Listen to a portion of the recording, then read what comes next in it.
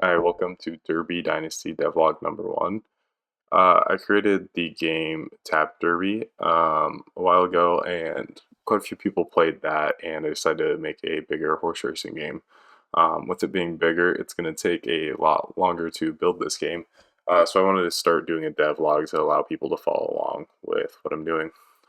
So I'm ways in already, but here we are, main menu, nothing special. But we're going to load into a game, and today I'm going to be focusing on our assistant trainer and hiring an assistant trainer. You can see this is definitely not finished UI here. Um, but we come in here, and right now you can select the horses in your racing barn and their focus. Again, UI is not done here. But I can change how I want these horses. So, a 2-year-old, I might focus more on development. I want my 3-year-old to be ready to race. My 4-year-old, I just need to keep in good shape. Um, so that's kind of the idea of this. But to make this all work, you have to have an assistant trainer. And so I've gone through and I've created assistant trainers. You can see there's a whole generation service over here. But now I need to actually make those assistant trainers hireable and then eventually do something. So today we're just going to focus on making them hireable. So I'm going to come in to a stable, training, and we have our training page. And we're just going to edit the Unity UXML document. This isn't quite the size I want. Matching game view. Okay, maybe it is. So we have these tab views is what I'm using. And so we obviously can select intensity now. That's probably going to change the name. But basically that's just going to how you manage your own horses. But then we need a place to actually hire a trainer that's going to allow you to manage your horses. So we're just going to come in here. We're going to throw another tab on there, and then we'll call it available assistance tab. Okay, and so now we have this new tab over here. I'm going to add a binding, and this just lets us, if we want to do localization in the future, it makes it a little bit easier. So we're going to add a new table entry. So now add that, and that's going to make this a selectable tab. And as someone who is not super, oops, so I'm going to save this. So all I want is a scroll view, like I have on the other one. Scroll view, we'll call it available.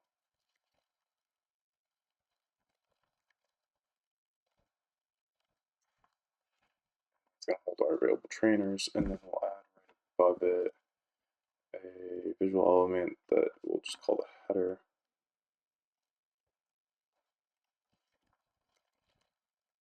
And actually, we're going to go away from that. Because if you played Tap Derby, you know the way we kind of did rows was like more like a full card, ID card on everything. So we'll go ahead with implementing that. And I think this is going to be easier if I save and then.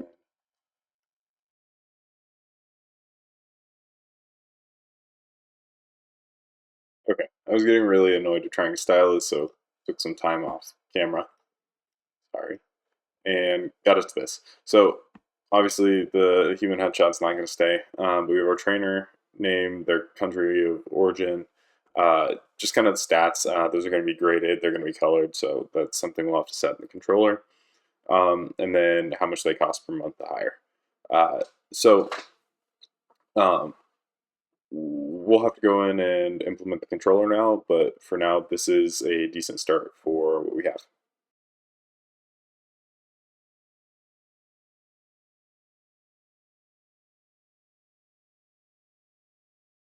Okay, so now we got all that binding done. Let's see if Unity wants to compile for us. I don't believe it's going to work quite how we want it to yet. I don't think I remember to instantiate the rows when we switch. Well, these two things just got completely mixed up. That's okay though.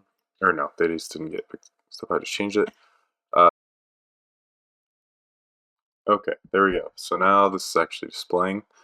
I clearly forgot to add any gap, um, which is fine. And then we're just displaying raw numbers here. We don't want to do that. We need to format those as grades. But the salaries look pretty good. So, we can start working with this. We get nationalities, a lot of American. But yeah, this is a good start for now. Okay, so now we got our styling applied. We're just going to try and rerun this. Load in. It looks like the colors aren't quite applying, and we still get that weird background color. Okay, so it looks like we just had an issue with the comment I used. Go back in, and there we go. That looks a lot more like we were expecting. So now, if I'm the player, see all of these different trainers, a lot of really good ones. I can decide what I want, how much I want to pay, and that's good. I'll probably eventually want to add filters to this, but for now, I'm pretty happy with this. And so I'm just going to have to make the hire button work. So right now, hire doesn't do anything. And then we also have to have the ability to fire if we already have a trainer hired. Okay, so we're going to go ahead and we're going to update it so that when you press the hire button, it actually hires. What we have it set up now is that uh, if you have a trainer already employed, it's just going to fire that trainer. We're going to want a way to actually show the user that, but for now, go in, track. Let's say I like this guy. He's A's everywhere, or she is A's everywhere, and S in horsemanship, and conditioning is just okay. She's like $4,000 less. So we're gonna hire, and that takes her out of the list. Okay, so up at the top here, we're probably gonna want to add something for like our current trainer. It seems like a good idea, and then we can just reuse this. So to add that other trainer, we're gonna come in here in the available tab, and we're going to add a available trainer row just on top of everything rather than its own spot. Oops, that's the wrong spot. So there's our scroll view, and we'll call this currently employed trainer row. And we're going to go ahead and we're going to change the hire button to fire. We'll still show the monthly salary or yearly salary, and that should be good enough for that, at least for now.